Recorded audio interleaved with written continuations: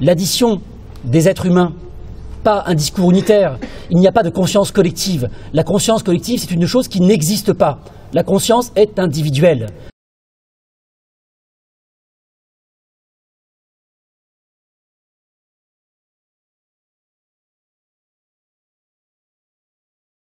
Des intermittents qui mènent une contestation depuis plusieurs semaines. Ils dénoncent les nouvelles conditions d'indemnisation de l'assurance chômage. Hausse de leurs cotisations,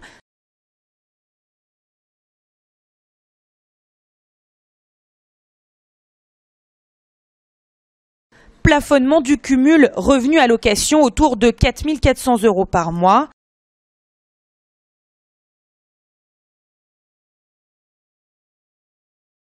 Les employeurs ont refusé de toute augmentation. Les seuls employeurs qui vont avoir une augmentation des cotisations, c'est ceux du spectacle. C'est-à-dire, non seulement c'est lourd pour un certain nombre de compagnies peut-être, mais au passage, il y a eu une augmentation aussi de la surcotisation pour les salariés. Donc ça, c'est encore une double ou triple peine. Mais par ailleurs, les employeurs n'ont pas été mis à contribution. Mais surtout, augmentation du différé d'indemnisation, le temps entre la fin d'un salaire et le versement des indemnités Pôle emploi. Des nouvelles règles décidées en concertation par la majorité des partenaires sociaux.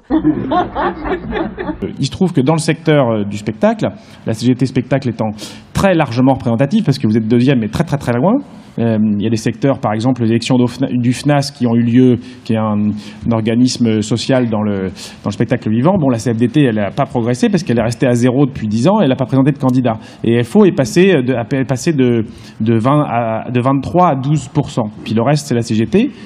Intransigeants sur leur application. Nous avons négocié ardemment et pendant des centaines d'heures un accord.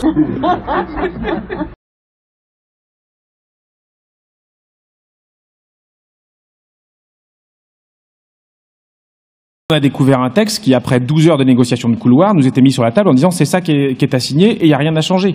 En particulier, la fameuse mesure du différé des intermittents où on avait soigneusement été écarté de la négociation. L'accord assurance chômage qui, rappelons-le, concerne, il faut le redire explicitement, l'ensemble des demandeurs d'emploi, travailleurs précaires, en particulier intérimaires, et tous ceux qui devraient être indemnisés alors que cet accord est très mauvais, ne couvre pas, même pas la moitié des chômeurs en général. On se retrouve avec un dialogue qui est quand même largement pipoté. Signé par 6 partenaires, avec la possibilité de discuter derrière. Ces syndicats se réunissent au MEDEF, clair. Le MEDEF a de fait 50% des voix à lui tout seul. Donc il a 100% du veto, c'est-à-dire que si le MEDEF ne signe pas, de toute façon les accords ne passent pas. La CFDT, les signataires, je vais le prouver après, ne défendent plus les premiers concernés depuis longtemps, sinon ils ne pourraient pas signer des accords aussi catastrophiques pour les chômeurs.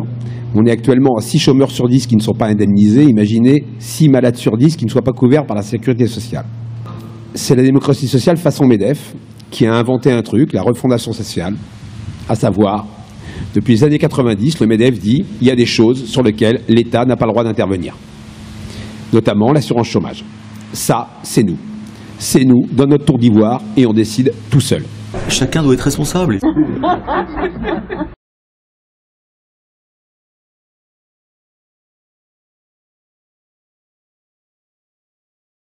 Évidemment, le Gattaz, il voulait 1,2 milliard d'économies sur le dos des chômeurs, il en a obtenu un peu moins. Mais il a obtenu des économies sur le dos des chômeurs. Il se trouve qu'à un moment, j'étais là-bas le 22 mars, à un moment, on a même fait des paris avec certains journalistes à se dire est-ce qu'il y aura un accord ou pas ?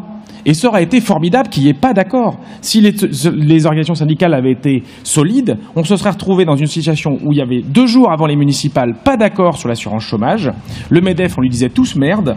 Le gouvernement se retrouvait obligé de proroger les droits des chômeurs parce que contrairement au catastrophisme et au pipeau qu'on nous raconte, dans ces cas-là, que se passe-t-il ? L'État reprend la main parce que l'assurance chômage, elle n'est que déléguée aux partenaires sociaux. Et c'est normal. Le politique, la loi, elle doit s'occuper du chômage, particulièrement dans une période de chômage de masse comme ça. On doit avoir une décision politique qui est prise par ceux qui sont élus par la nation pour faire en sorte qu'on se dise qu'est-ce qu'on fait par rapport à l'ensemble de ces chômeurs. Si le gouvernement a agréé cet accord, il a lâché du lest en acceptant de reporter le différé d'indemnisation.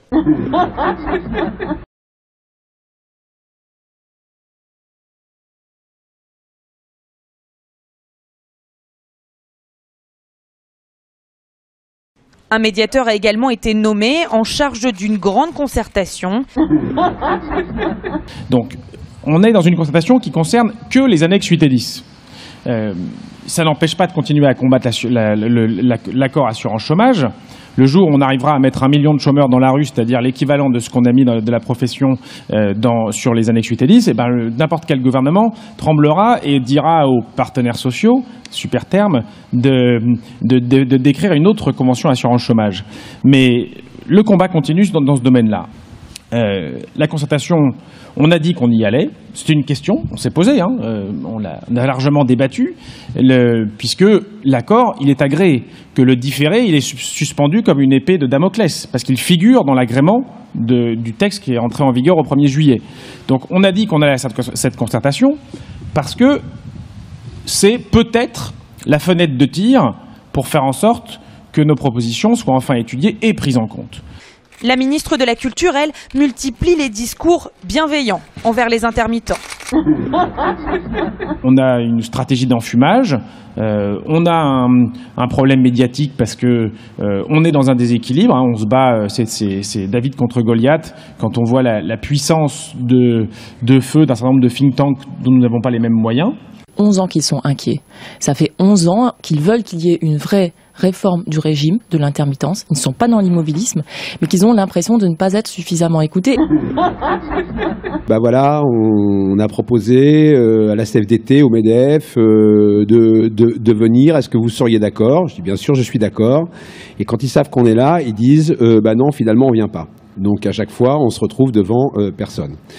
Effectivement, ça fait 11 ans qu'on est reçu par personne, que personne ne veut nous écouter. Et surtout qu'à chaque fois qu'il y a une négociation sur l'assurance chômage, finalement, ils sont stigmatisés. On les considère comme des privilégiés. Insuffisant pour les intermittents qui entendent bien profiter de la saison des festivals pour faire entendre leurs revendications. La seule et unique action du gouvernement a été de nous demander de ne pas faire grève. C'est bien la preuve, s'il en fallait une, que la grève est le seul acte qu'ils redoutent. Ils ne redoutent pas que je danse à poil. Ils s'en foutent de mon cul. Ils s'en foutent. Je me mets déjà à poil dans mes spectacles. Ça change rien.